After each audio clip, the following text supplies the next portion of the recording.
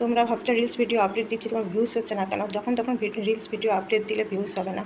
ফেসবুকে একটা নির্দিষ্ট টাইম দিয়েছে, ওই টাইমের মধ্যে তুমি রিলস ভিডিও আপডেট দাও, তোমাদের নিশ্চয়ই ভিউজ হবে। আর যারা যারা জানো না যে টাইমটা কোত্থেকে দেখবো, আমি তোমাদের স্ক্রিনের মাধ্যমে দেখাচ্ছি, তোমরা দেখে নাও। প্রথমে ফেসবুকে প্রোফাইলে যাবে, প্রোফাইলে গিয়ে তোমার প্রোফাইলটা অন করলে, করার পর দেখো এই যে মোড বলে যে লেখাটা আছে, এটাতে টাচ করবে, ক্লিক করবে এটাতে। ক্লিক করার পর দেখবে তোমাকে এরকম একটা ইভেন্ট বলে লেখাটা আসবে। এই যে এই লেখাটা, এটাতে টাচ করবে, দেখবে এই লেখাটা আবার আবার এই পেজটা আসবে, এই পেজটা আসবে।